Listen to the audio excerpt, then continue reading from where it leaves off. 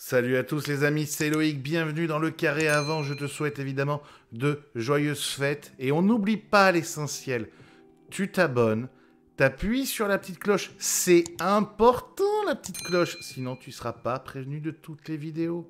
Et tu me rejoins sur mes réseaux sociaux, je te fais la bise.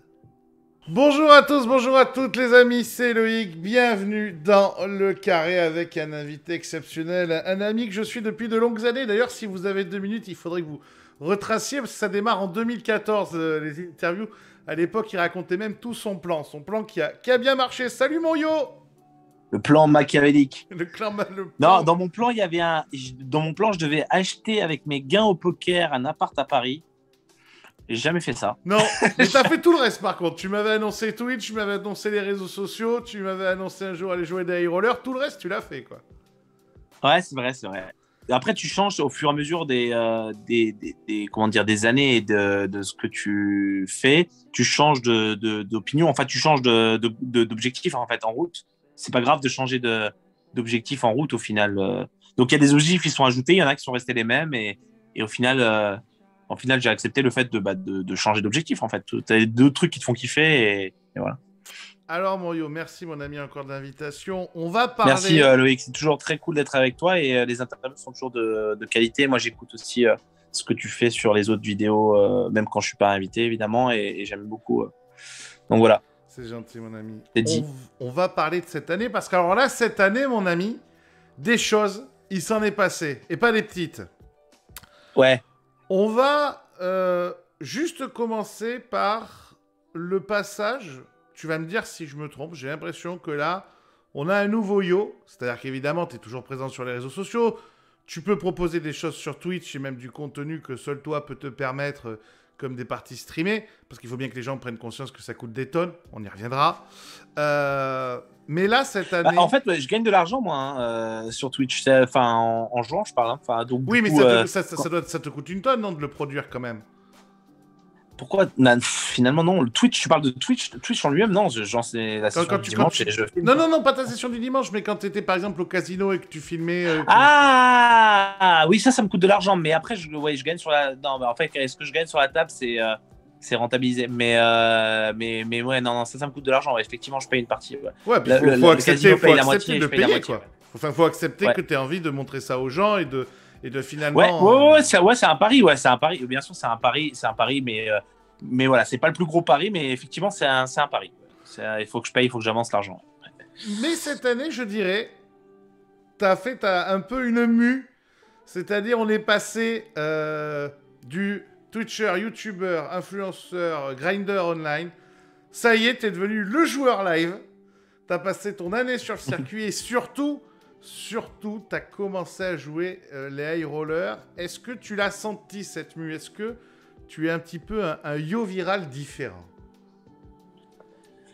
Ouais, je suis passé plus donc joueur de tournoi maintenant et du coup effectivement c'est plus de projecteurs, plus de voilà donc il y a plus de vous entendez plus parler de ce que je fais peut-être.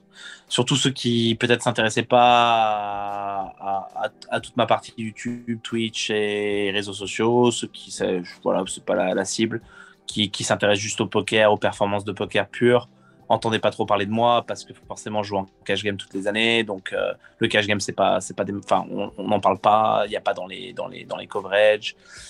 Donc si tu veux, j'étais un peu absent de ces choses-là, donc ça pouvait être aussi facile de me critiquer en disant oui, yo, voilà, beaucoup de bruit, mais pas de perf. Enfin, ouais. En même temps, yo, il joue pas de tournoi. Enfin, je jouais genre vraiment, je jouais très peu de tournois. Même quand j'étais sous PMU, je le faisais les tournois parce qu'ils étaient payés par le contrat, mais en fait, j'y allais pour le cash game moi au festival. Donc, si tu veux, je jouais juste le main à chaque fois qu'ils me payaient.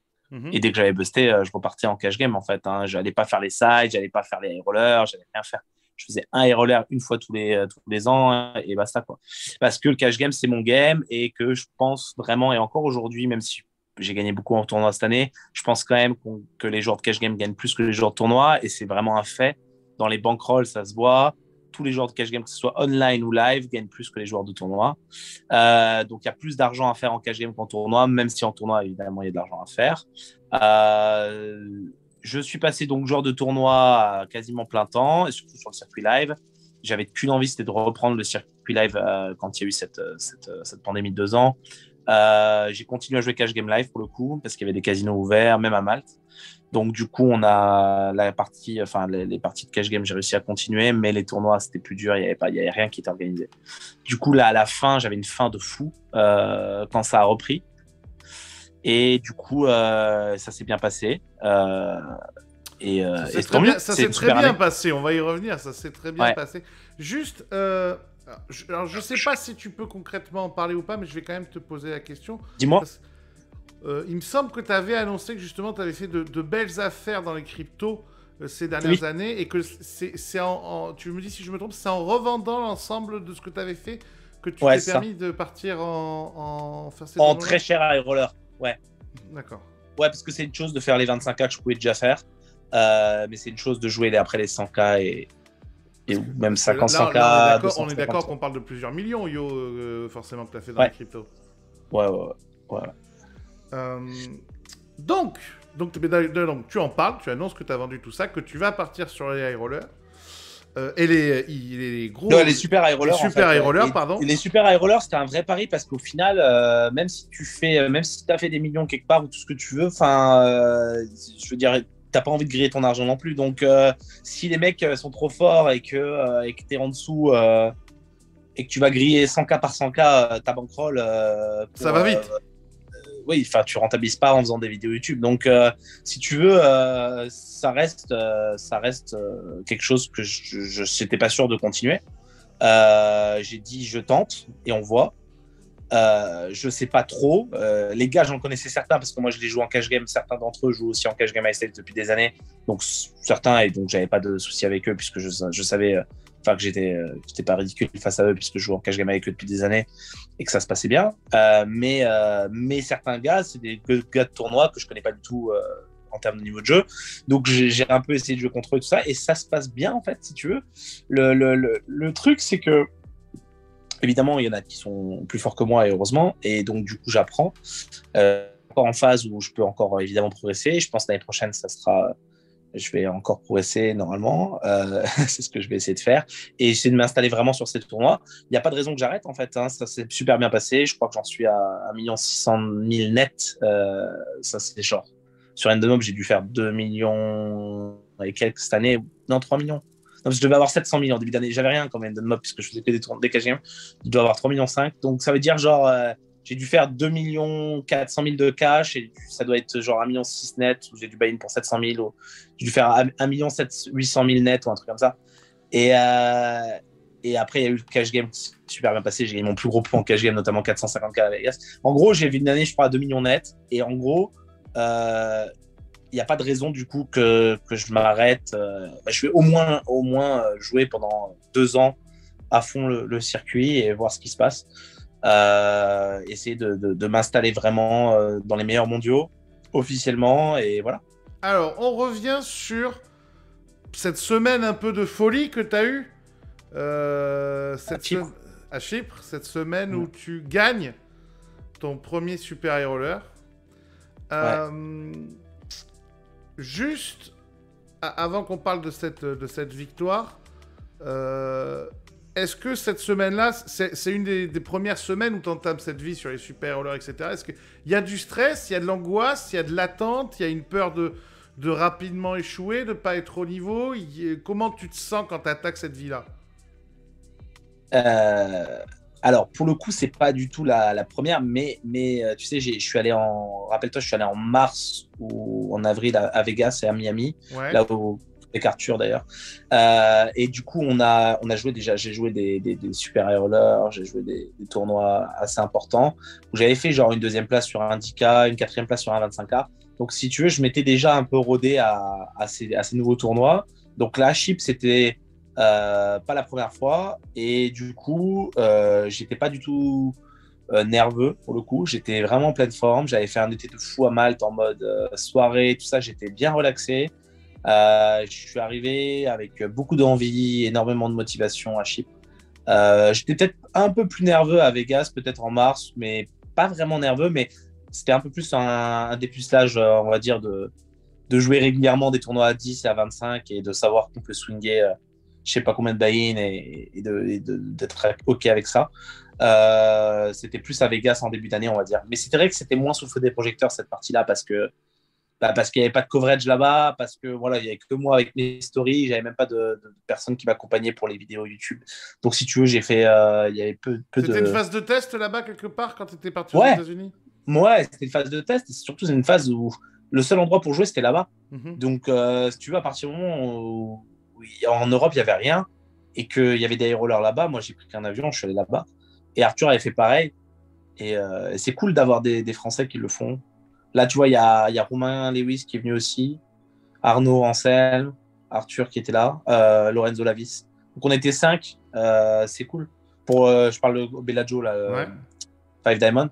Du coup, non, c'est bien. Il y a des Français qui, à l'époque, ne jouaient pas du tout ces buy-in-là, qui aujourd'hui jouent peut-être pas forcément les plus gros, mais qui jouent déjà des 5K beaucoup plus régulièrement. Il y a des Français qui se déplacent pour ça. Et non, c'est cool. Je suis pas seul. Du coup, voilà. Ça aide à passer. Je pense que ça aide à. T'es pas seul en fait. Il y a des gens autour de toi. Et puis moi, je suis aussi pote avec les étrangers, tu sais, avec les règles étrangers. Donc du coup, même s'il n'y avait pas de français quand j'allais dans une destination, bah, il y avait toujours des potos étrangers avec qui je pouvais discuter, avec qui. Donc tu te sens moins seul, donc tu as moins de pression. T'es pas dans un endroit nouveau, tu es dans un endroit où tu connais des gens, il y a des têtes connues, il y a des têtes ouais, familières. Et du coup, ça aide à s'adapter, je trouve.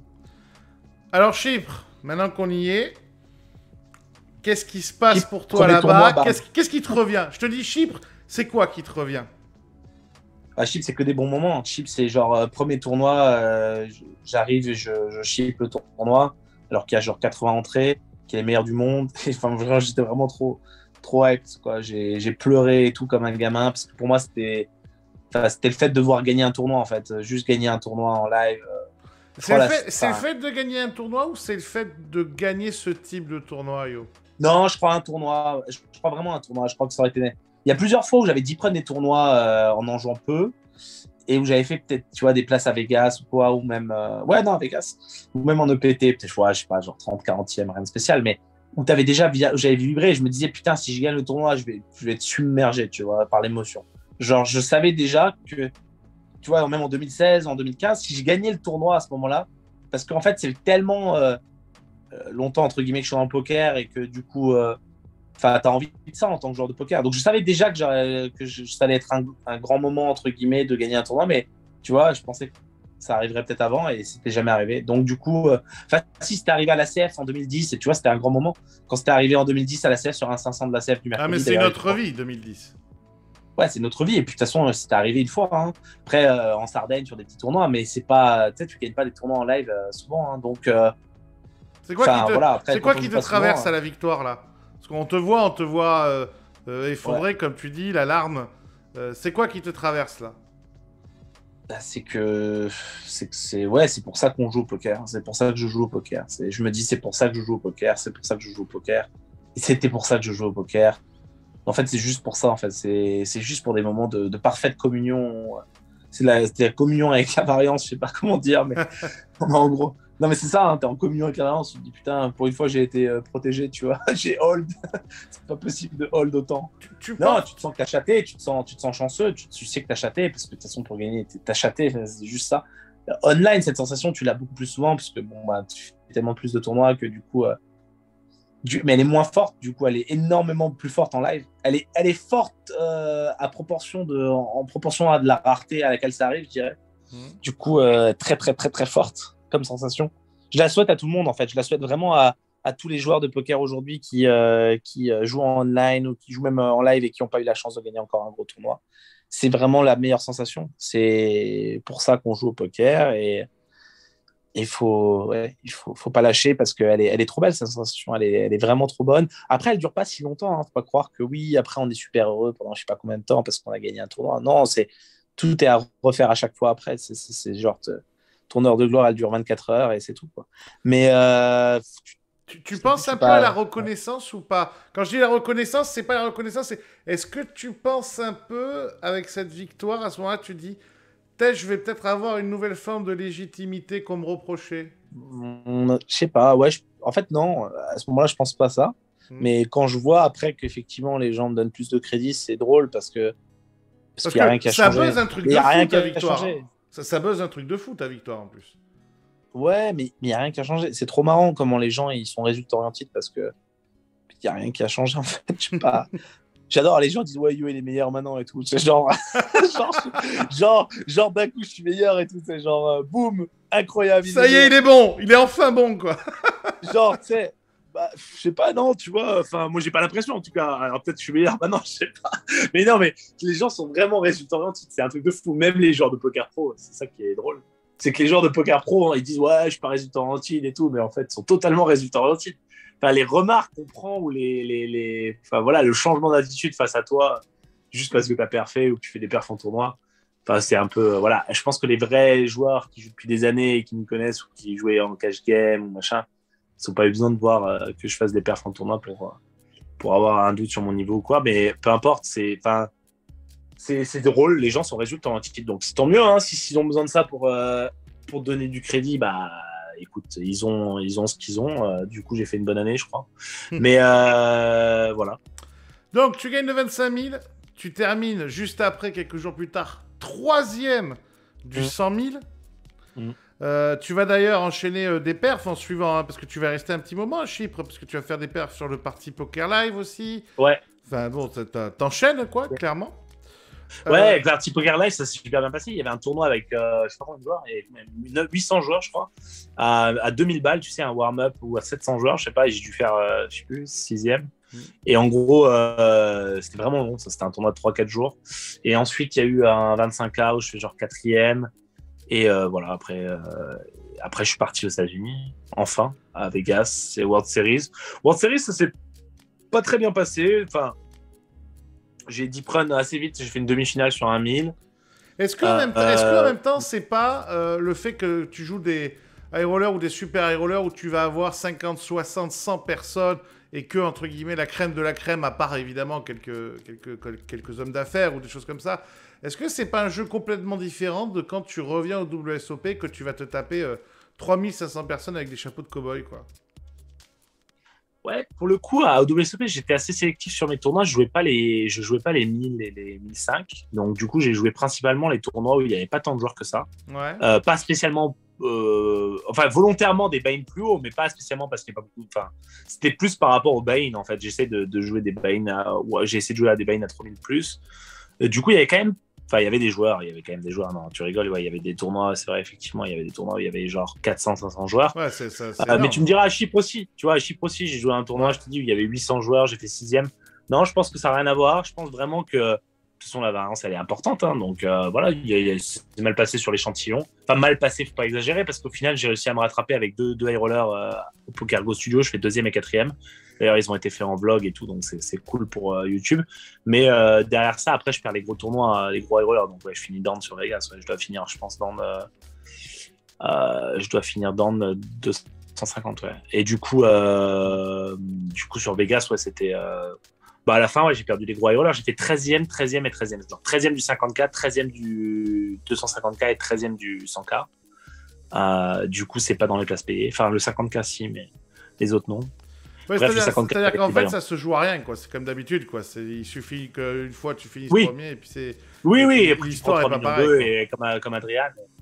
Ouais, quand tu fais premier, tu prends 3 millions 2. Quand tu fais 13e, tu prends 0. Donc ouais, non, ça se joue à rien. Mais ça se joue à rien. Et puis après, voilà, tu vois, ça a payé à Rosvadov où je fais 2e du 10K. Donc au final. Justement, pour conclure cette partie perf, on va parler de ça. 2e. C'est la 2e fois, si je dis pas de conneries, que t'es runner-up pour un bracelet. Ouais. Bon, il y a la perf, il y a tout ce qu'on a vu, il y a la somme quand même, parce que tu prends 800 000 euros, c'est ça, si je dis pas de conneries? Ouais, 789 000. Ce qui est quand même pas dégueu. C'est insane. Mais là, je me dis, est-ce que ça reste pas douloureux quand même quand tu dis, c'est la 2e fois que je fais une marche du bracelet, quoi. Alors, au moment que je buzz, je suis dégoûté. Hein. Je suis vraiment au bout de ma vie quand je buzz. Je suis avec Elki, Grégory Chauchon aussi, directeur de WSOP, parce qu'ils sont là. et que c'est des copains français. Arthur et Volatile étaient déjà partis parce qu'ils avaient un avion. Mais non, c'est sûr que je suis au bout de ma vie quand je bosse, vraiment, alors que j'ai gagné une tonne. Je m'en fous vraiment de l'argent à ce moment-là. Je veux juste gagner le bracelet. Et en fait, je regarde le replay et j'arrive pas. Enfin, de toute façon, j'ai joué 5 jours d'affilée. Là, le dernier jour, c'est genre 12 heures d'affilée. Et je me tape 12 heures de replay sans dormir, tu vois, juste après. Parce que je veux vérifier, en fait, si je pouvais faire mieux, si je pouvais gagner ce bracelet, si je pouvais. Et en fait, quand je regarde le replay, je suis bien plus rassuré dans le sens où je suis beaucoup moins déçu parce que je vois vraiment que par rapport aux cartes qu'il avait, par rapport au machin, je démarre la table troisième et au final, déjà, j'arrive à basculer chip leader, c'est déjà une embellie. Mais en fait, à la fin, si tu veux, j'ai pas moyen de faire différemment. Peut-être à 3 left, il y a un call que je pouvais faire, genre avec le. C'est pas toi qui m'as fait ça. Là, c'est pas ça, la dame, dame 6 Dame 5, ouais, ouais. c'est ça, ouais, je crois. Ouais, c'est celui-là, ouais. Ouais, je suis assez enfin, d'accord avec ça. Si tu le fais, il est légendaire parce que il est ultra dur parce que je bats rien en fait. Je bats juste open-ended qui a décidé de jouer comme un monkey, genre raise flop et shove turn. Et c'est possible qu'il le fasse parce que je sais qu'il est un peu monkey dans l'âme. Genre en gros, il aime bien. Il avait fait un bluff de fou à Volatile qui était. Se transformer en full house river. Il avait 3 bêtes 4 et 2 off en demi. À 3 tables F contre Volatile. J'étais à la même table. Et en gros, il a fait full. Volatile la colle dans my side. Et du coup, je sais qu'il est un peu fou, tu vois, mais en même temps, c'est différent comme spot. Là, il a quand même raise le flop, shove la turn. Mais je sais qu'il a des chances d'avoir un bluff, comme open-ended, mais c'est un bluff à équité, sinon je suis drawing dead. Et si je suis drawing dead, c'est terrible. Et s'il a 2 paires, en fait. Et je sais qu'il a les versions offsuit des mains. Enfin bref, c'est ça le problème, c'est qu'il y a beaucoup de combos, en fait, de paires. Parce que lui, il puis l'enjeu, tout simplement, c'était à 3 left, quoi. Ouais, l'enjeu, il est tel. Je pense vraiment que si c'était à refaire, je le faisais le call quand même. Mais parce qu'en fait, tu peux ne pas call juste en te disant. De toute façon, je suis plus fort que lui, donc j'aurai une meilleure opportunité. J'aurai un meilleur spot, ouais, c'est ce que je me dis. Mais il faut faire gaffe en tournoi avec ces trucs-là parce que comme on n'a pas vie illimitée et blind illimité en tournoi, vu que les blindes augmentent, en fait, si tu veux, à force de se dire des trucs comme ça, en fait, on finit par pas prendre les spots. Et en fait, ça, je me suis rendu compte un jour.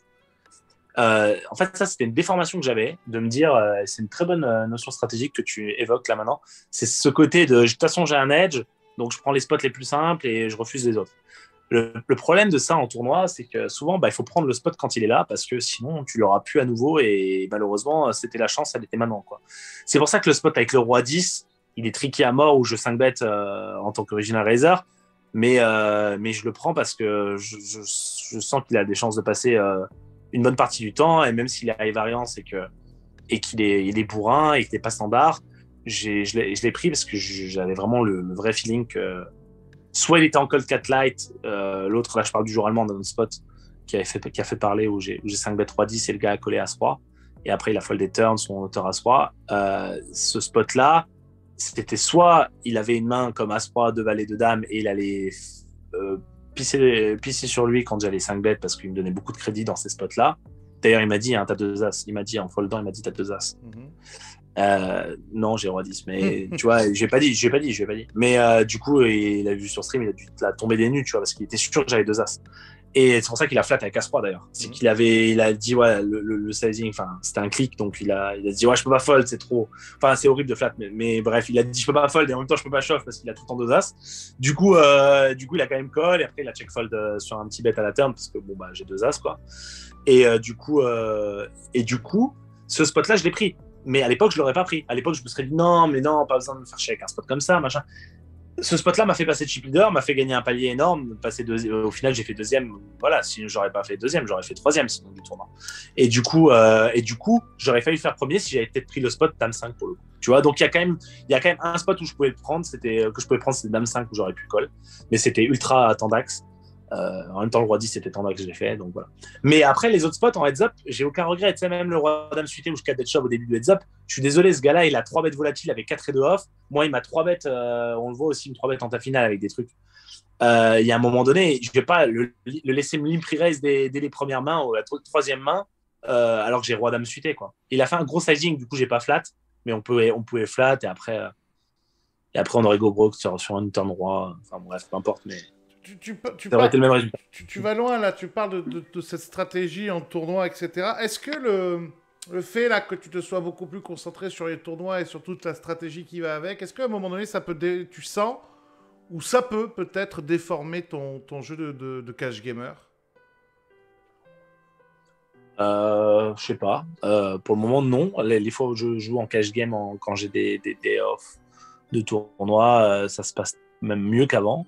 Est-ce que oui, c'est un hasard parce que le volume, l'échantillon est faible et que j'ai notamment gagné mon plus gros pot, ce qui aide pour forcément que ça se passe mieux sur l'année. Mais non, il y a pas de différence. Bah, je suis polyvalent. Bah, après, tu dis à un mec qui joue toutes les variantes, par exemple, de poker. Moi, je joue pas toutes les variantes de poker du tout. Mais un mec qui joue toutes les variantes de poker, tu lui dis, ouais, est-ce que le fait de jouer en PLO, est-ce que le fait de jouer en...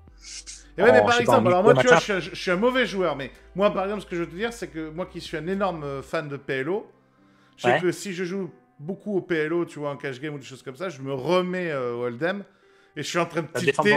Ah, mais ça déforme tout. Je suis en train de tilter parce que j'ai que 2 cartes, j'ai plus de patience. Enfin, tu vois ce que je veux te dire? Je pense que ça, c'est pas en rapport avec les variantes, c'est en rapport avec le fait que toi, c'est pas ton métier de jouer au poker. C'est surtout ça. Nous, c'est notre métier, donc du coup, on arrive à faire l'abstraction de la part des choses. Tu vois, un mec qui est très bon en PLO, par exemple, ce qui est pas mon cas, hein, je suis décent, mais je suis pas très bon. Un mec qui est très bon en PLO, un mec qui est très bon dans d'autres variantes, s'il est très bon en Hold'em aussi, bah, quand il va faire l'un ou l'autre, il va toujours être très bon. Tu vois ce que je veux dire? C'est pas, c'est pas immuable en fait. Il y a pas de, ça te déforme pas, je trouve. Par contre, ouais, non, il faut quand même, il y a des stratégies. Enfin, c'est totalement, il y a des stratégies différentes, etc. Évidemment. Mais il faut connaître, faut savoir où t'es et jouer. C'est de jouer le mieux dans le format où t'es à un moment T, quoi. Alors, on a parlé de la partie joueur, beau carton, très belle année. Maintenant, seconde partie, la partie, j'ai envie de dire, influenceur. Je voudrais que tu expliques aux gens, parce que moi je le sais, mais je ne sais pas si les gens le savent. Je sais même pas si tu peux dire combien ça te coûte une année à payer des monteurs, des réalisateurs, peut-être des preneurs de son des fois, suivant les équipes que tu amènes, pour fournir autant de vlogs, pour avoir une table télévisée dans un casino et pouvoir le mettre à disposition sur Twitch. Est-ce que tu peux expliquer tout aux gens qui ne s'en rendent pas souvent compte à quel point ça coûte de l'argent, à quel point c'est compliqué? Ok, je pense que rentrer en détail des chiffres, non, pas forcément en détail, mais c'est... Ouais, voilà. Voilà. Mais je vais te dire, en gros, oui, depuis des années, je paye des équipes pour gérer cette pokerpro.fr ou mon YouTube ou ces choses-là. Donc, je dois avoir aujourd'hui, je ne sais même pas exactement combien, mais une vingtaine de freelances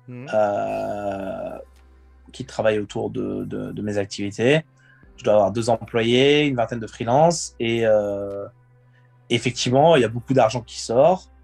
Heureusement, il y a de l'argent qui rentre aussi et que c'est quand même profitable. Sinon, je ne vais pas faire ça juste pour être connu. Enfin, voilà, je ne vais pas dépenser de l'argent pour être connu. Je ne vais pas acheter ma notoriété. Enfin, ça ne m'intéresse pas d'acheter ça. Donc, du coup, ça génère de l'argent parce qu'on aide vraiment les gens. Ça, c'est la partie qui génère de l'argent, c'est mon site, pokerpro.fr. On aide vraiment les gens à s'accomplir dans le poker. Donc, si tu veux, en retour, on a un retour sur investissement aussi. Après, pour la partie YouTube, maintenant, j'ai 2 personnes. Alors, est-ce que ce sera toujours les mêmes? Je ne sais pas. Mais en tout cas, j'étais très satisfait et je vais leur faire un big up sur ce Vegas de Adrien et Trappa. Donc, Trappa, il est YouTuber. Trappa, il a genre 700 000 abonnés. Donc, c'est un mec qui connaît le game. Tu vois, et lui, c'est Clash of Clans, les jeux mobiles, Brawl Stars et tout. Et Adrien, c'est Con de Mime sur YouTube, que vous connaissez si vous suivez les chaînes YouTube. Et c'est celui qui fait mes best-of déjà depuis l'époque de Pamela, des Carole, des Croupières que vous avez connues. C'est lui qui fait mes best-of de 2018 et tout ça. Il vivait à Malte, c'était déjà le monteur que j'avais à Malte. C'était un monteur bénévole au début de yoviral.fr, puisqu'au début, on était avec des bénévoles. Et Adrien a fait partie de ces bénévoles qui ont aidé la plateforme au début. Sur la créer, sur monter le tout début de ce que j'ai fait sur Twitch, etc. Et j'en ai pris certains, les meilleurs d'entre eux, pour être freelance ou employé. Donc il y a Billy notamment, à qui je fais une dédicace aussi, qui fait beaucoup qui est le CEO de la boîte aujourd'hui. Et du coup, c'est que des bénévoles à la base. Et si tu veux, je pouvais pas prendre tout le monde. Donc, il y a une partie voilà, avec qui je me suis séparé et parfois même. Ouais, disputer, ça c'est plus. encore notre. Voilà, on s'est disputé. Ouais, mais c'est dommage parce que c'est des gens que j'ai beaucoup aimés à l'époque et je les salue aussi. Et c'est juste qu'on ne pouvait pas voilà, prendre tout le monde et il aurait fallu du temps, de la patience, etc. pour pouvoir avoir tout le monde. Au début, j'ai sorti de l'argent où j'étais même pas sûr de vraiment amortir cet argent pour toutes les personnes différentes. Tu penses avec le recul que, parce que finalement tu nous parles de gens qui travaillent autour de toi, sous ton nom c'est une PME, entre guillemets. Tu penses avec le recul que tu as fait des conneries d'entrepreneur? Non, je pense que j'aurais dû dire non à des bénévoles à l'époque. Je pense que j'aurais dû dire non à pas accepter l'aide de certaines personnes.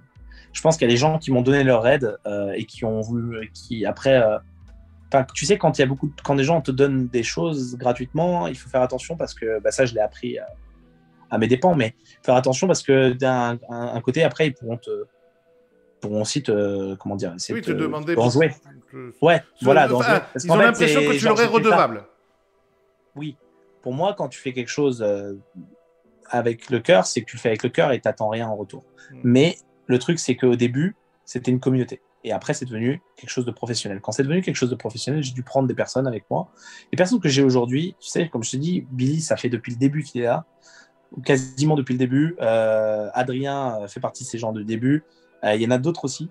Et en fait, je suis très content d'être encore avec eux. Ça montre que en commençant par un projet communautaire, on peut être dans un projet commercial ensuite, qui est un projet qui a toujours le même but, en fait, d'aider les gens.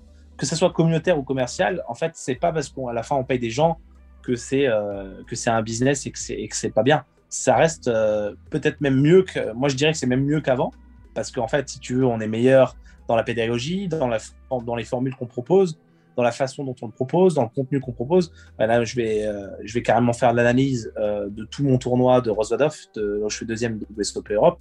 Je veux dire, j'ai quasiment toutes les mains que j'ai jouées, puisqu'on les filme. Et je vais les faire comme, tu sais, dans la tête d'un pro et tout, mais en mode analyse technique, tu vois, en mode vraiment comment je suis allé au bout du tournoi, tu vois. Et en gros, je vais l'ajouter, je pense, en bonus dans Poker Pro. Et c'est quelque chose, c'est un contenu qui est même mieux que tout ce que j'ai jamais fait avant, tu vois. C'est genre, j'aurais aimé avoir ça, moi, quand j'étais dans le poker en mode pour passer pro. Ouais, c'est clair. J'aurais aimé avoir le gars, il me dit Yo qui me dit, enfin, l'équivalent à l'époque, j'en sais rien, moi. Tu vois, du mec qui me dit, mais attends, là, je fais ça parce que ça, et explique tout, quoi. En mode vraiment analyse et pas en mode YouTube, tu vois. Et du coup, ça, je pense qu'aujourd'hui, même tout ce que je fais, entre guillemets, sur le site, est plus qualitatif qu'à l'époque.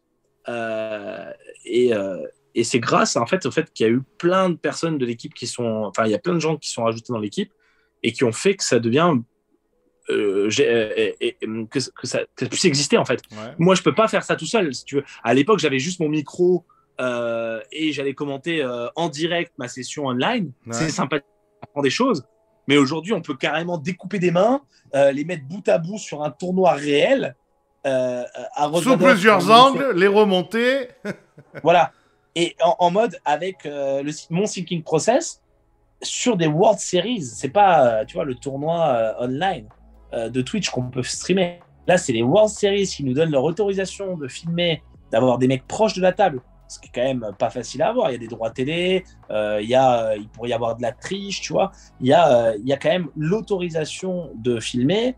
On a le droit d'être si près de la table, on a le droit de vous montrer ce qui se passe, on a le droit d'aller dans le détail, on peut même aller dans le c'est quand même un luxe de pouvoir s'offrir ce contenu-là.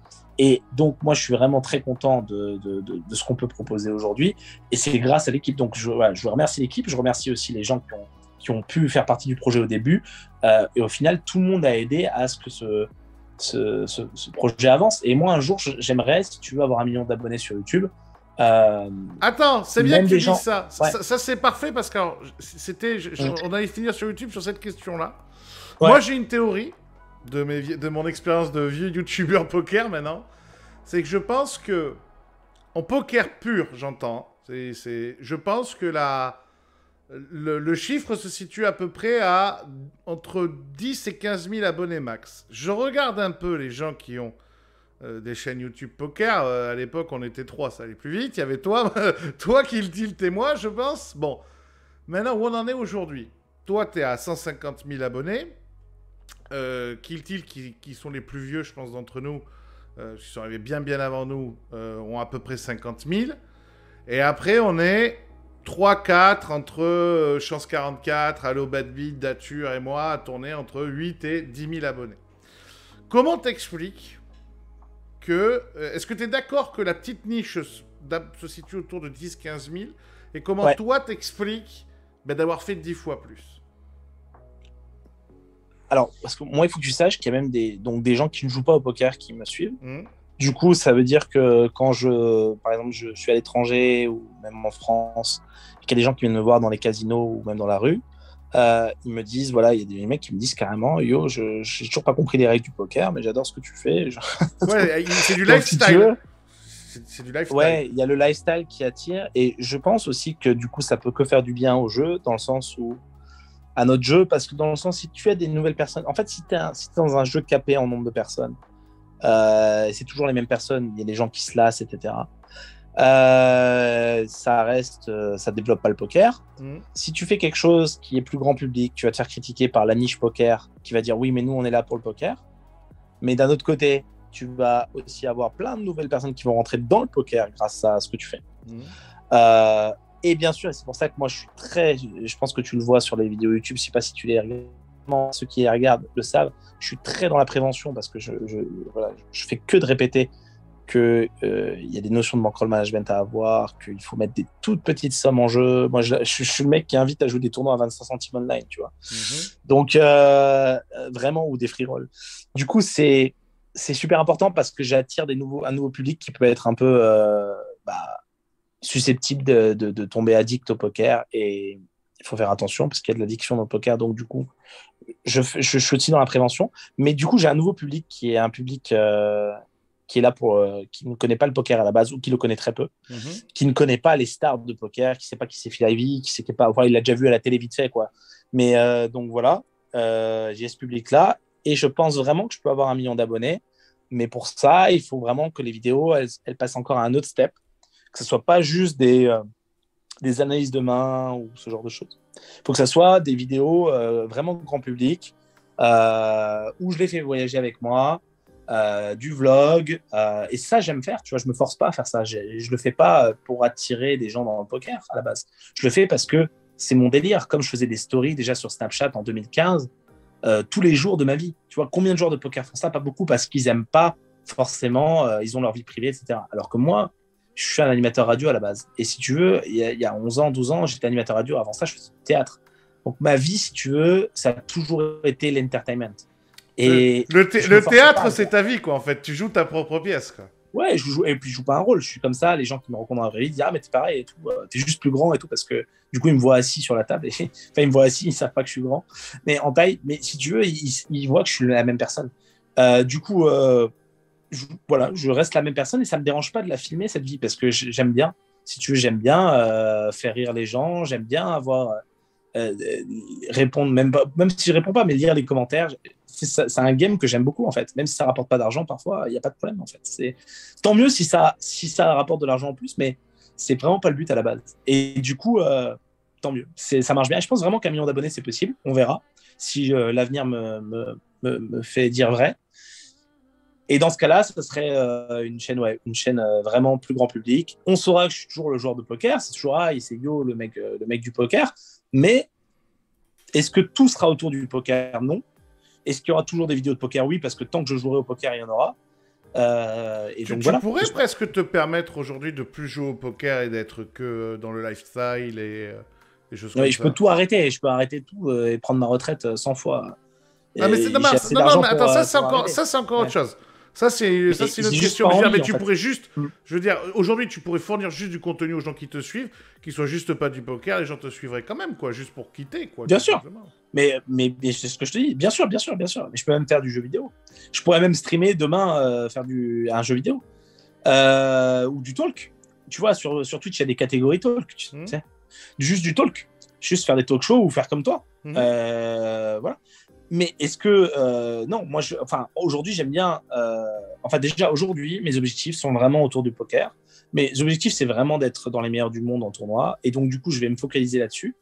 Et pour la partie YouTube, il faut que je rajoute des caméras pendant que je fais ça, en fait. Parce que j'ai pas le choix. Vu que je suis occupé à jouer les tournois partout, j'ai pas le temps, si tu veux, de développer une activité juste YouTube, tu vois. Il faut que je rajoute faut que je rajoute des caméras autour de ce que je fais à l'heure actuelle. Pareil, quand je prends des vacances, que là, je suis en Ukraine. Quand j'étais à Belgrade, on pouvait me reprocher d'être avec des filles ou je sais pas quoi.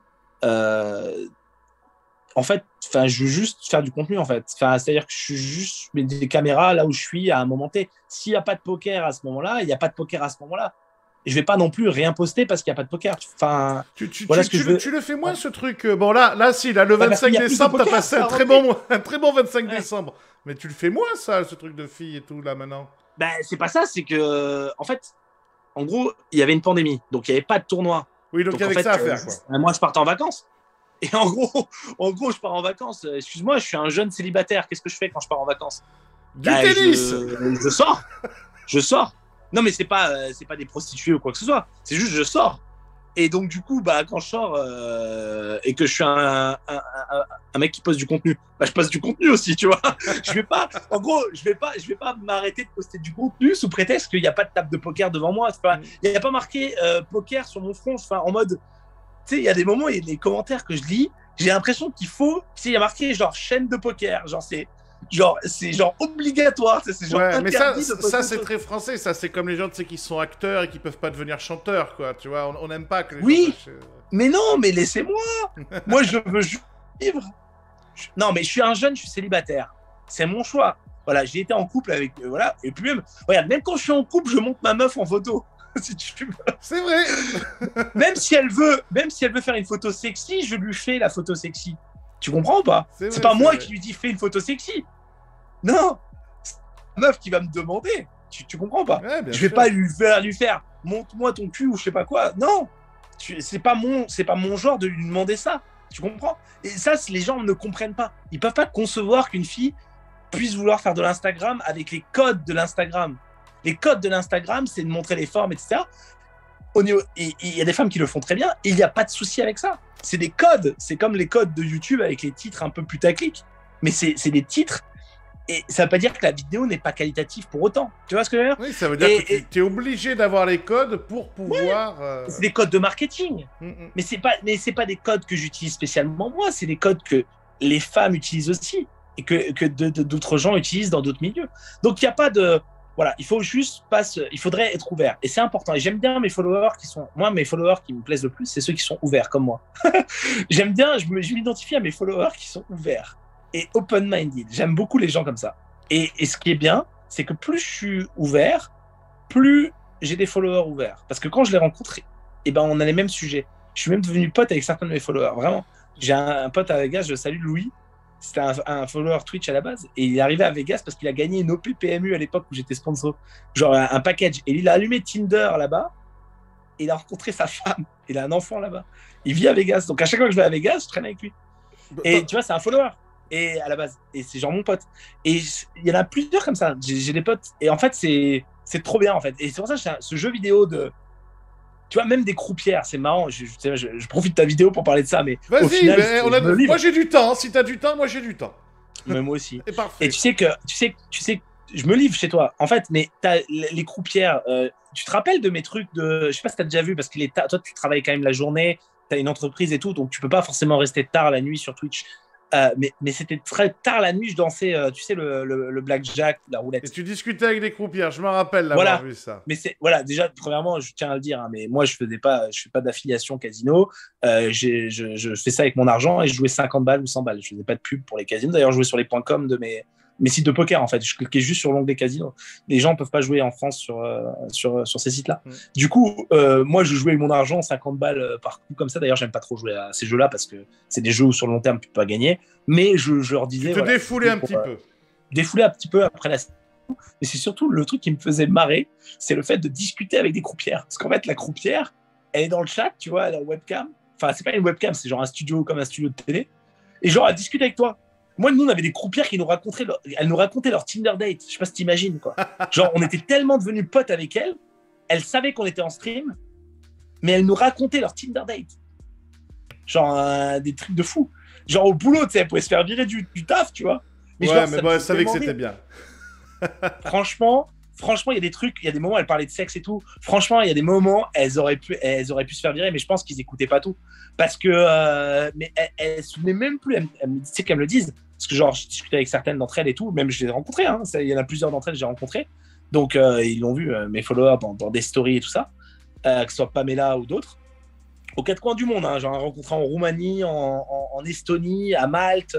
Vraiment, c'est parce que je voyage beaucoup et au final, bah, les gens que j'aime bien, ça m'arrive de voyager avec eux. Et du coup, j'ai voyagé avec des croupières. Et du coup, si tu veux, elle me racontait, elle me disait, mais genre en mode, il y a des moments où on se souvenait même pas qu'on était au boulot, quoi. Genre, j'étais l'impression d'être juste avec toi parce que c'était le rendez-vous du dimanche, c'était un live que même les croupières suivaient. Si tu as regardé les replays et tout, ne comprenaient rien en français, mais regardaient les replays, lisaient le chat, traduisaient sur Google Trad les messages du chat. Je sais pas si vous imaginez l'impact que vous avez en étant actif sur cette communauté. Genre, elles traduisent vos messages, quoi. C'est genre, ça part loin, tu vois. Elles me raconter des trucs de fou. Et du coup, voilà, c'est juste un game qui me fait rigoler, en fait. Et un game où, en fait, c'est un jeu vidéo type Metaverse. Genre, le Metaverse, c'est un peu le truc du futur, c'est un peu Ready Player One. En fait, je suis en train de faire un Ready Player One, grandeur nature, depuis quelques années. Et ça me plaît beaucoup. Tout en faisant rigoler les gens. Tout en étant bon enfant, toujours positif. Et non, et ça me plaît énormément. Ça me plaît énormément. Je pense que c'est le truc, si tu me disais, Marion, tu perds tout ton oseille, genre on t'enlève tout ton oseille, tu repars broke, tu gardes ton knowledge, tu gardes ton savoir. C'est le plus important au final, le savoir. Parce que quand tu as le savoir, tu peux refaire de l'argent. Après. Voilà, exactement. Tu peux toujours refaire de l'argent et même beaucoup. Donc, si tu veux, le savoir, c'est le plus important. Donc, si on me dit, on me retire pas mon savoir, mon expérience. On me retire juste toute ma bankroll. On me fait partir littéralement de zéro. Je préfère ça qu'on me dise, on te retire ton métaverse, c'est-à-dire ton YouTube, ta commu, tout ce que tu as créé autour de ça. Je préfère vraiment qu'on me retire tout mon oseille que la partie, l'autre partie. Donc, tu vois, ça montre bien à quel point le kiff, il vient pas forcément de l'argent, même si l'argent, ça te permet d'augmenter ton kiff parce que tu as plus de liberté, tu fais plus ce que tu veux, mais il vient vraiment de ce que tu crées autour de ce qui te plaît, de tes valeurs profondes. Moi, mes valeurs profondes, ça a été l'entertainment depuis le début, donc c'est ce que j'ai créé autour de ces valeurs-là qui me plaît. Quelqu'un d'autre, ça va être autre chose, hein. Il y a des gens pour qui la valeur profonde, c'est genre juste, par exemple, l'amour d'une personne, donc ils vont vouloir trouver la femme de leur vie, et ça pour eux, ça vaut tout l'or du monde, et je le comprends tout à fait. Leurs enfants. Oui, on a tous des objectifs différents. Voilà, chacun a ses objectifs. Ouais. Moi, c'est le côté faire rigoler les gens, divertir, et kiffer avec eux, en fait. Donc voilà, c'est chacun son délire. Et je suis content, en fait. Mes followers les plus ouverts, ceux qui comprennent ça, et c'est ceux que j'adore le plus parce que je me retrouve avec eux, et voilà. Tu parlais de Twitch, alors forcément, puisque tu voyages plus, t'es moins présent. Je voudrais un peu ton regard parce que t'es numéro 1 Twitch largement devant tout le monde. Aujourd'hui, il y a quelqu'un qui t'a pas rattrapé, mais qui, on va dire, peut faire des très beaux chiffres régulièrement, ses chances. Mais en fait... Ouais, il est bien, j'aime bien. Mais en fait, et derrière, il y a 2-3 personnes, je pense à Angelus ou Juanito, qui peuvent faire des 300 personnes, on va dire. Puis alors derrière, c'est un désert, il n'y a plus que des gens à 30 personnes. Comment t'expliques que... on va dire, c'est un peu tous tes enfants ou tes successeurs, puisque c'est. Je sais pas. Ouais, je sais pas trop s'ils sont de ma génération. Je sais pas s'ils sont de ma génération. Non, au niveau de l'âge, je chance oui, tu vois. Mais ce que je veux dire, c'est qu'il est arrivé après. Mais comment ils sont arrivés peut-être après, ouais. Qu'il y en ait pas plus qui percent ou est-ce que c'est la limite du jeu? Est-ce que c'est les personnalités? Comment t'expliques ça? Qu'il n'y en ait pas plus qui percent, t'as dit? En tout cas, ouais, qu'il n'y ait pas... tu vois, il y a chance, ok, mais pourquoi il n'y a pas 2-3 chances? Pourquoi il n'y a pas 2-3-4 mecs qui arrivent à faire régulièrement? Peut-être qu'il n'y a pas la communauté. Peut-être qu'il n'y a pas la communauté pour, comme tu disais. Ouais. C'est capé peut-être en nombre de... Moi, je pense que c'est ce que tu dis. C'est capé en nombre de personnes qui regardent du poker. Encore une fois, moi, les gens, ils me regardent. Il y a plein de gens qui me regardent. Enfin, il y a plein de gens qui me regardent pour le poker. Ouais. Et il y a plein de gens qui me regardaient sur Twitch aussi pour le show. pas pour le poker plus que ça. Moi, je te dis vraiment sur Twitch, des gens qui n'étaient pas du tout du milieu du poker. Et je pense que j'en ai beaucoup. Des gens qui regardaient et qui sont pas du milieu du poker. Mais il y a aussi tous les gens, enfin, une bonne partie des gens du poker, ou ceux qui le disent en tout cas. Mais ouais, je pense que ouais, il faut aller au-delà si on veut faire du nombre sur Twitch, mais est-ce que c'est le but? Est-ce que ça rapporte vraiment de l'argent? Non. Je sais pas.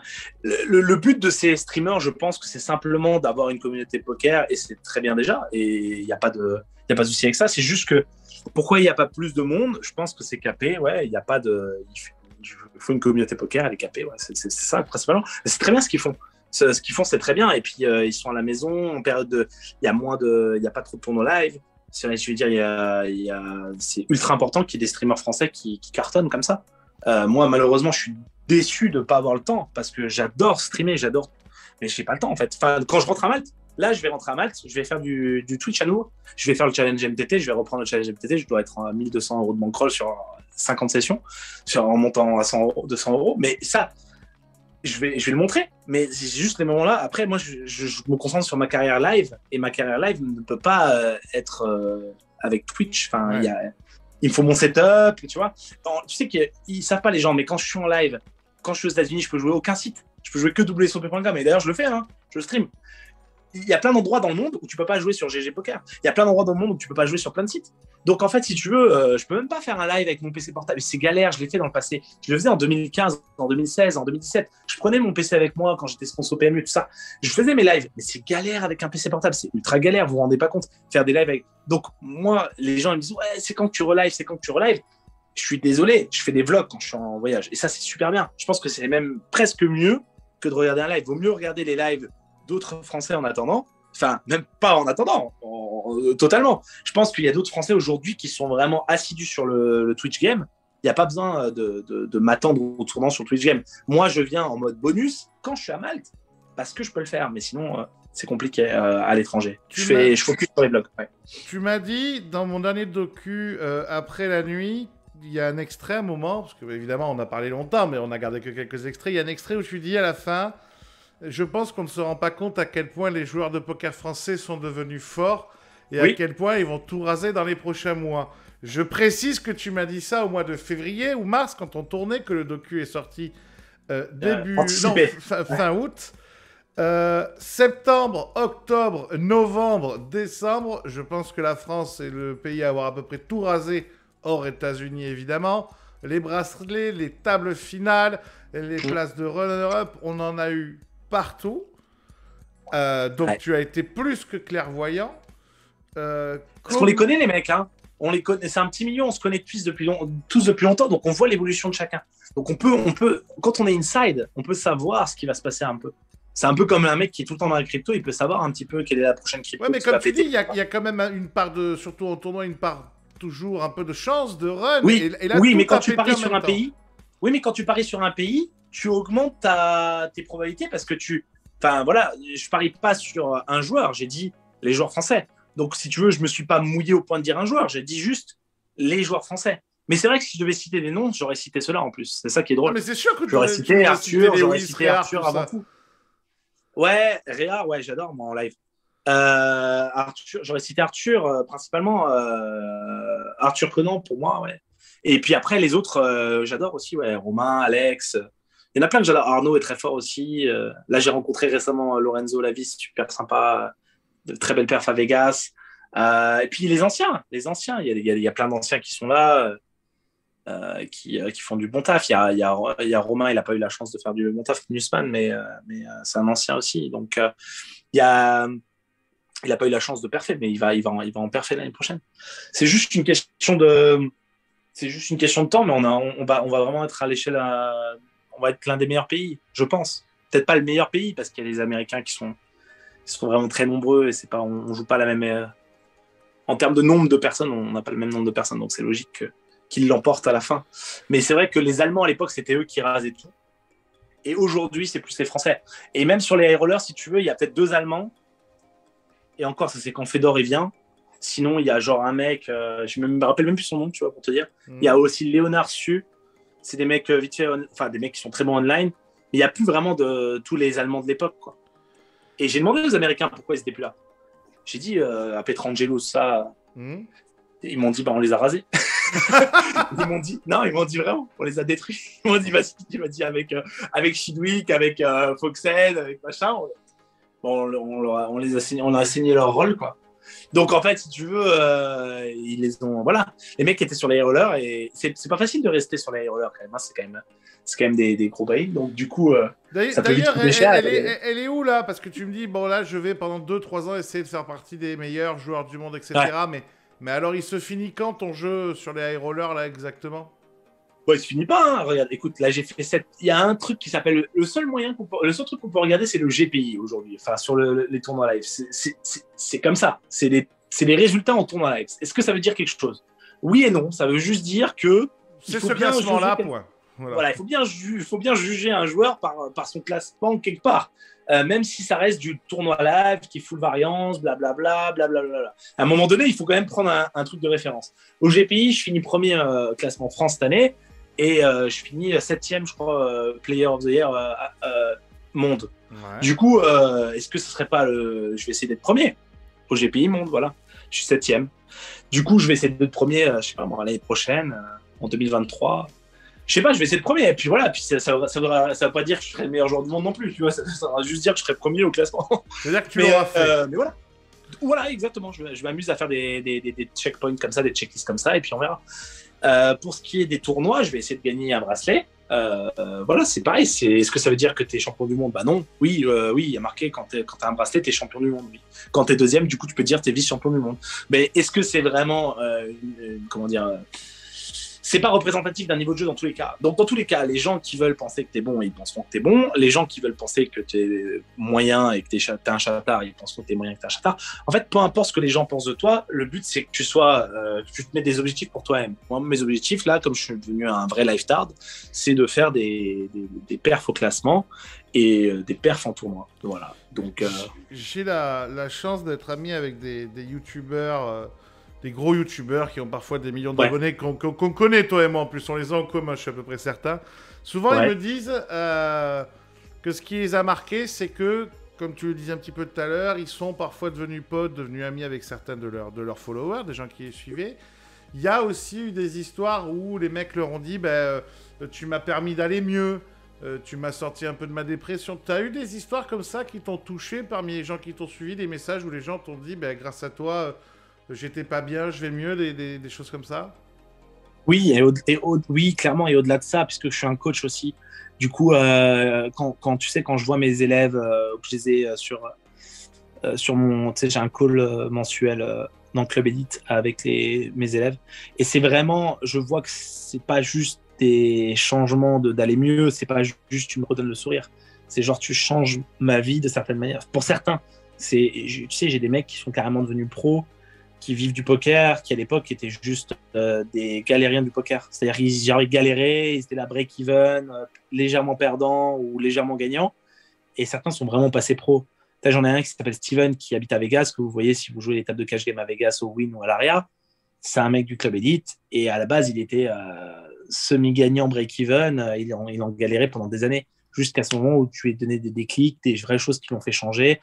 Je lui ai modifié son jeu, etc. Et c'est des mecs qui aujourd'hui te disent merci et qui sont là. Enfin, ils deviennent aussi tes potes, hein, pour le coup. C'est ultra agréable et satisfaisant de se dire que tu peux faire la différence dans la vie de certains, dans la carrière de certains. Et c'est souvent des gens qui ont la même caractéristique, sont à l'écoute, sont vraiment à l'écoute. C'est des éponges. Ils appliquent ce que tu leur dis vraiment et ils sont prêts à changer en fait. Ils se donnent les moyens de changer, ils sont prêts à changer et c'est très agréable de faire la différence comme ça en tant que coach chez les gens. Tes coachs, évidemment, il y a toute ta formation à toi. Les formations, en suivant ce que toi, tu as fait, se sont multipliées au fil des années. Les masterclass, etc. Est-ce que ça va pas devenir trop difficile d'être un joueur gagnant, à force que tout le monde se perfectionne comme ça? Ça l'est déjà un peu plus, et en même temps, il y a eu beaucoup de nouveaux arrivants en fait depuis le confinement. du coup, en fait, je sais pas si ça s'équilibre pas, en fait. C'est que nous, c'est dur de savoir ça, parce que... bah, alors, tu veux dire que tous nous, les on 10 est ans, à faut un qu'on se niveau- prenne une pandémie pour qu'on continue à avoir des gens qui Non, viennent, mais quoi. ouais. Mais si tu veux, si tu me demandes, est-ce que c'était plus dur il y a 3 ans que maintenant, je dirais que c'était plus dur il y a 3 ans. Est-ce que, par contre, si tu me demandes c'était plus dur il y a 10 ans qu'il y a maintenant, je te dirais que c'était plus dur, c'est plus dur maintenant qu'il y a 10 ans. Mais tu vois, il y a 3-4 ans, pour le coup, je pense que c'était plus dur. Vraiment. De devenir pro il y a 3-4 ans était plus dur que de devenir pro maintenant. Mais pourquoi? Parce qu'il y avait moins de contenu? Ouais, mais parce qu'il y avait moins de nouveaux joueurs. Ah oui. Du coup, Ouais, d'accord, ok. ouais. En fait, l'arrivée massive de nouveaux joueurs a fait que ça a réduit le niveau au général, en fait. Enfin, c'est logique. Donc, quand tu as des mecs qui arrivent de zéro, bah, ils font baisser tout le niveau. Et tant mieux. Enfin, donc, du coup, pour tous ces mecs-là, il y a des... Comment dire? En gros, chaque pro a besoin d'un certain nombre de récréatifs pour pouvoir vivre de sa passion. Donc, en fait, si tu veux, bah, plus il y a de récréatifs, plus il peut y avoir de pros. C'est un peu mathématique, en fait. Du coup, en fait, chaque pro devrait avoir dans la tête cette idée-là. Donc, en fait, son jeu, le poker, devrait être un jeu qui le démocratise, en théorie. En théorie, s'il est logique, s'il joue GTO. S'il joue sa carrière pro GTO, c'est pas juste jouer GTO et raser les mecs sur les tables, en fait. Ouais. Ça va au-delà. Mais tout le monde ne le comprend pas, ça. Par contre, les bons pros, et ça, tu le vois au niveau en STX, genre, je vais encore prendre l'exemple de Petrangelo, ces mecs-là. Dès qu'il y a un nouveau joueur dans les high rollers, je peux te dire qu'ils sont ultra sympas, qu'ils prennent... Un Jason Koon, il va prendre son numéro, il va discuter avec lui, il va lui dire qu'il y a un prochain event à Bali, un triton machin. Tu vois, il va vraiment... comment dire, l'accueillir, quoi. Promoteur du jeu. Ouais, il va être promoteur du jeu. Comme dans un strip club, quand tu es accueilli par des strip... Il y a des stripteaseuses, elles vont mal faire leur taf. Elles vont être là en mode... elles vont mal te parler et tout. Et il y en a, elles vont être super cool, te faire passer un bon moment, etc. Toi, t'es client, tu sais que t'es le client quand tu vas au strip club. C'est pas en mode... je vais tomber amoureux au strip club ou elle va tomber amoureuse. Non, tu sais très bien que t'es un client. Donc, du coup, tu y vas parce que tu volontairement perds de l'argent pour t'amuser. Ok ? Bon, bah là, c'est pareil. Un joueur récréatif au poker, souvent, il sait qu'il est le client. 90% du temps, il n'est pas con non plus. Mais bien sûr qu'il espère gagner. Mais il n'est pas en mode. Il va, il a un budget, tu vois. Un budget d'ailleurs. C'est pour ça qu'il dit je jouerai tant. Bon, bah, c'est pareil. Il a envie de passer un bon moment. Donc, c'est ultra important de comprendre cette notion-là. Donc, faire passer des bons moments aux joueurs, c'est ultra important. En live, online, soyez cool. Et puis, vous, ceux qui veulent vraiment en vivre, bossez votre jeu plus que les autres. Vous dites pas que vous allez y arriver si vous ne faites pas ce que font pas le top 1%. Faites comme le top 1%. Allez pas vous dire que vous allez avoir des résultats différents en faisant pas ce que fait le top 1%, tout simplement. Avec tous les élèves que tu as, je suppose forcément que tu en as qui ont eu des rêves trop grands en se disant que ils allaient y arriver et puis par manque de talent, par manque de travail ou que sais-je, ils ont échoué. Comment tu arrives à leur parler à ces gens-là? Est-ce que des fois il y a des messages violents? Ouais, il y a plein de mecs à qui j'ai dit d'arrêter de jouer, ouais. Carrément. Je leur dis d'arrêter de jouer, ouais, je leur ai dit d'arrêter de jouer, j'arrête le poker, mec. J'arrête de jouer. Des mecs qui te prenaient tes formations et qui te disaient arrête parce que... Ouais, je leur dis arrête de jouer. Vraiment, il y a des mecs, je leur dis arrête de jouer, ça sert à rien. Quand je vois que ça sert à rien, je leur dis arrête de jouer. Arrête de jouer, genre je lui dis arrête de jouer au poker, vraiment, c'est genre tu perds de l'argent, tu juste arrête, il n'y a pas besoin de continuer ce jeu-là, c'est genre, il y a tellement mieux à faire, j'essaie de trouver d'autres passions qu'il a, j'essaie de comprendre ce qu'il aime, ce qu'il a fait dans le passé, pas en rapport avec le poker justement, et de carrément l'amener sur d'autres voies. En fait, le poker, c'est un jeu qui peut être addictif. Donc, il y a vraiment, d'ailleurs, il y a des aides, des centres d'aide. Vous devrez regarder sur les sites de poker en bas, des numéros. C'est un jeu qui peut être addictif. Il n'y a pas besoin, si vous avez un profil qui est très vite addict, vous le voyez, vous faites des all-in, des trucs qui n'ont pas de sens, vous allez jeter votre bankroll, machin. Il y a un moment donné, vous dites, c'est pas un jeu pour moi. C'est pas un problème. Ça ne veut pas dire que c'est grave.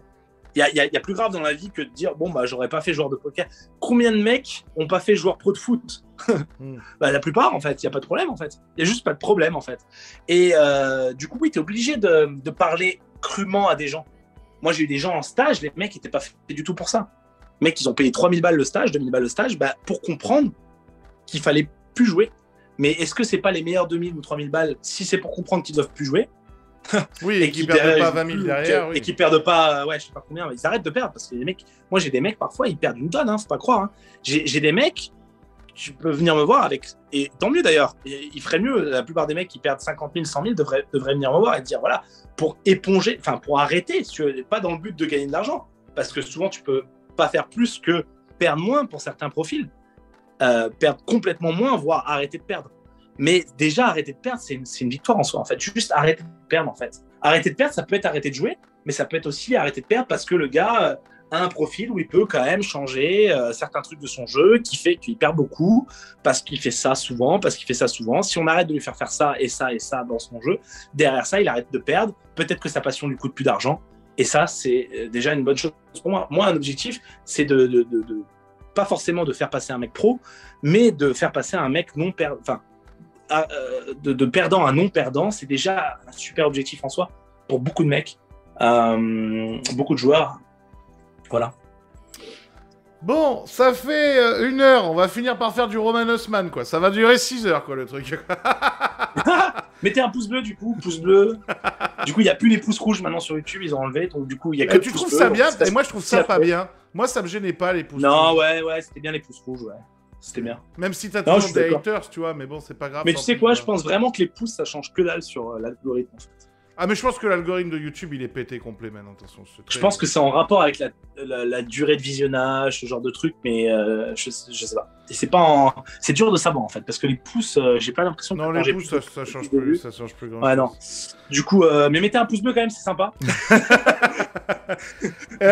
Mettez un commentaire chez Loïc, parce qu'il faut soutenir le contenu, parce que lui, il paye aussi pour créer son contenu, et puis il a besoin de sponsors, j'imagine. Donc, allez, Imhotep, on va pas se plaindre, tu sais que j'en ai quelques-uns, dont un qu'on a eu en commun longtemps. Qui veulent allonger, venez allonger, parce que il y a du contenu qui peut être très sympa. Non, ce qu'il faut qu'ils comprennent les sponsors, moi je l'explique, il faut qu'ils comprennent que YouTube, c'est un super investissement pour eux. Enfin, vaut mieux investir sur un mec qui fait du contenu T'as une YouTube. tonne de marques qui est déjà venue te voir, je suis sûr, toi. Ouais, bien sûr. Non, mais de marques, tu sais, non, mais hors poker, là, les trucs mobiles et les VPN, des trucs comme ça. Mais je te jure que je refuse quasiment tout. Vraiment, il faut vraiment que ça... Soit, je vais être honnête, hein, soit ça paye vraiment bien, et qu'il faut que le truc soit bien. Parce que si le truc est pourri, j'oublie.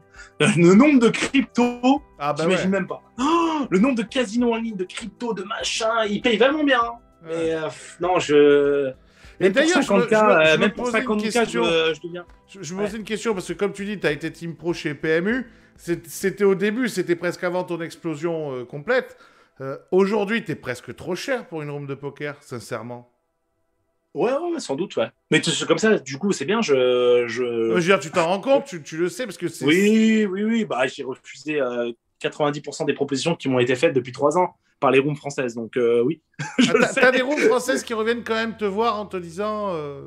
Ouais, elles essayent, t'entends. Ouais, je t'avoue que là, je vais les saluer quand même. J'ai signé un contrat avec Unibet quand même. Depuis quelques mois. Ouais. Salut Unibet. Mais du coup, non, mais c'est pas un contrat d'exclusivité du tout. Mais du coup, ouais, je bosse un peu avec Unibet. Ouais. Oui, voilà. Mais c'est pas du tout exclusif. C'est genre, voilà. C'est pas exclusif. Aucune room peut s'offrir au viral, parce que le contrat qu'il te faudrait aujourd'hui, ce serait beaucoup trop énorme, non? 1 milliard. Je demande 1 milliard et en BTC seulement. Payé en BTC, je veux pas de fiat. Non, je rigole. Non, écoute, je sais pas. En fait, si une room un jour a envie de faire les choses bien et qu'on fasse péter leur room, eh ben, venez me voir et je sais faire. Mais si vous voulez... Voilà. Après, il y en a plein, tu sais, ils ont beaucoup aussi d'ego. Hein, ils vont penser qu'ils ont déjà tout ce qu'il faut et tant mieux. Donc, si tu veux, je pense, un mélange d'ego et d'inexpérience. Je pense qu'ils se rendent pas compte aussi de YouTube. Je pense que les gens se rendent pas compte de YouTube, de la puissance de YouTube et de la puissance de Twitch et de la puissance des réseaux sociaux de manière générale. Je pense qu'ils sont beaucoup dans des méthodes qui peuvent être archaïques pour beaucoup. Voilà. Et ils se rendent pas compte que l'argent investi dans des trucs comme ça, c'est jamais à perte. C'est-à-dire que c'est quasiment impossible de perdre de l'argent. C'est genre, il faut vraiment que le mec ait des fake followers, quoi. Genre, il faut vraiment que le mec, ce soit des fake followers qu'il a pour perdre de l'argent. C'est genre le marché, on est sous. Enfin, mais le marché, souvent. Mais tu sais quoi, moi je suis d'accord avec toi, parce que je pense que si les gens avaient pris vraiment conscience de la puissance de YouTube, Twitch, etc., ça fait longtemps que plus personne ne paierait pour la télé. Ça fait longtemps que les marques arrêteraient Bah, bien d'acheter sûr. des trucs à la télé. Mais tu sais que tu dois connaître le budget de la Maison du Bluff, toi. Bien sûr, je connaissais le budget. Bah ouais. Bah, c'est énorme. Ceux qui savent, c'est énorme. Et si tu voulais, c'est des trucs. C'était sympa, hein, vraiment. Moi, j'adorais la Maison du Bluff. Mais ce que je veux dire, c'est que par rapport à cet argent-là, tu peux faire vraiment. Tu peux faire la Maison du Bluff sur YouTube, si tu veux. Ah, Enfin, sur mon YouTube, tu peux faire la Maison du Bluff. aujourd'hui, c'est ce qu'il faudrait faire d'ailleurs. Il faudrait faire la Maison Bah, du d'ailleurs, Bluff. ça serait une Maison du Bluff sur mon YouTube, filmé 16h/24, à Malte, à la Villa. On a toute l'équipe, on a tout le matos, on a tout ce qu'il faut, on a l'expertise, on a même les gens de la Maison du Bluff. Ouais, Donc, mais là, ça si vous devient... voulez- tu peux pas le Ouais. produire, ça devient trop cher, Yo, là, après, non? Bah oui, c'est pour ça. Et c'est pour ça qu'ils écoutent ta vidéo, donc c'est cool. Ou alors, NordVPN, si vous voulez lâcher. Non, faut que ça soit, à mon avis, il faut que ça soit une room de poker. À mon avis, il faut que ça soit une room de poker et c'est pas obligé de s'appeler la Maison du Bluff. Mais ce que je veux dire, c'est que l'idée, c'est de donner la possibilité. Moi, ce que je pense, c'est qu'il faut donner la possibilité à des Français de gagner un contrat. Ça, c'est toujours la demande des joueurs. Ouais. Il faut qu'on leur donne la possibilité de jouer en live. Ça coûte cher. C'est tellement une sensation incroyable, comme je t'ai dit, de gagner des tournois. Mais pour ça, il faut pouvoir les jouer, ces EPT, ces WSOP, etc. Donner la possibilité à un joueur de le faire, ça passe par des émissions, par des contenus de promotion comme ça, et qui pourraient être énormes, et qui pourraient faire cher. Quelle est la room? La room, quel intérêt elle en tire? Elle en tire une pub énorme pour sa room. Le joueur, il en tire peut-être un contrat s'il le gagne, et les autres, du divertissement, avec des super commentaires à la BNI EU. D'ailleurs, c'est eux qu'il faudrait mettre aux commentaires. Et voilà, des interviews peut-être avec Loïc. En fait, il y a tellement de choses à faire que du coup, cette émission, elle a un sens à exister aujourd'hui sur YouTube. Donc voilà, je lance un appel. Moi, ça fait longtemps que je l'ai dans la mémoire, dans la tête, dans les trucs. Mais c'est vrai que j'ai pas envie. Enfin, déjà, voilà, c'est beaucoup d'argent pour. Enfin voilà, je vais pas sortir de l'argent pour faire ça. Il faut vraiment que je le ferai par contre de bon cœur. Je n'ai pas besoin d'être payé pour ça. Je demande pas à être payé moi pour ça. Juste si vous payez la production, c'est cool. Mais je le ferai de bon cœur parce que aussi ça apportera de la visibilité à ce que je fais. Mais voilà, c'est ma chaîne YouTube, donc je peux déjà m'apporter de la visibilité moi-même. Mais ce que je veux dire, c'est que ça apporterait énormément à la communauté. Voilà. Et une émission comme ça manque aujourd'hui. C'est le truc le plus important à refaire, mais version YouTube. Pas besoin d'être à la télé, parce que la télé, de toute façon, personne n'ouvre la télé aujourd'hui. Donc, enfin, très peu.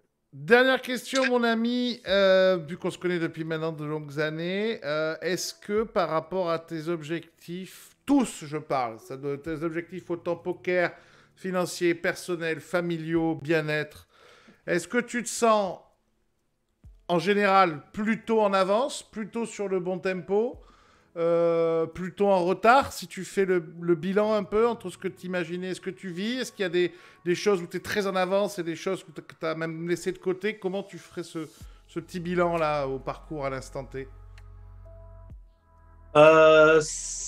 Ça va en fait. Ce qui est bien avec le poker, c'est qu'on a le temps. On a le temps parce qu'on peut jouer même quand on a 60 ans. Du coup, c'est pas comme le foot. On n'est pas dans le rush de plus pouvoir être assez jeune pour pouvoir faire tout ça. Donc je me sens bien dans les temps. Tu sais, le plus important, c'est la santé. Ça, j'ai mis du temps à le comprendre. Et je pense que je le comprends pas encore à sa juste valeur. Tous les gens qui vous disent le plus important, c'est la santé, bah, ils ont raison. Donc, tu vois, tant que j'ai la santé, tant que je suis en bonne santé, etc., vraiment, je me sens ultra privilégié. Et du coup, j'ai le temps. Surtout que le poker, comme je dis, on pourra jouer encore longtemps, surtout en live. Hein. On verra pas la fin du live, je pense, de notre vivant. Et du coup, non, j'ai le temps. Vraiment, je suis bien là. Je suis bien dans ma vie, j'ai 32. Je me sens encore jeune. Faut que je refasse un peu de sport, par contre. C'est vrai que là, j'ai un peu délaissé depuis la pandémie, en mode, comme beaucoup, quand les salles ont fermé, en mode excuse.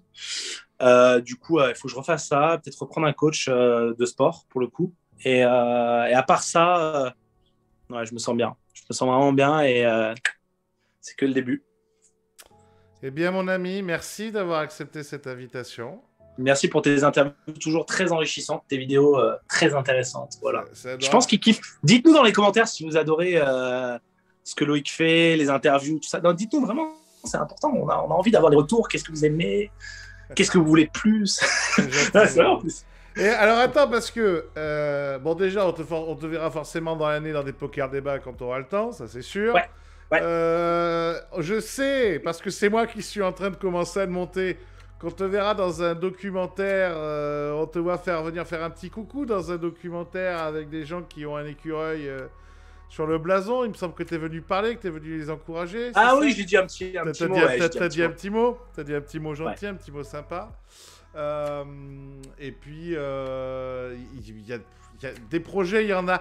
Il y a quelque chose dont on peut pas vous parler. Ça fait des mois qu'on en parle avec Guillaume. Quelque chose qui serait plus dans le caritatif ou un jour peut-être on va y arriver.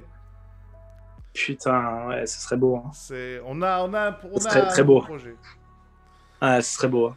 Ce serait bien. Mais ce qui est bien, c'est que bon, moi, les gens savent qu'on s'apprécie énormément. Et puis moi, j'ai toujours dit que je sais que tu es. Moi, je le sais parce que je te connais. Je sais que tu es quelqu'un de vraiment gentil. Et il y a assez de gros enculés dans ce milieu pour noter quand les gens sont gentils. Voilà. Merci Moyo de l'invitation. Merci Loïc. Merci à tous de nous avoir suivis. Les réseaux sociaux de Yo, vous les connaissez déjà, mais je vous les remettrai en dessous. Allez-y, allez voir tout ça.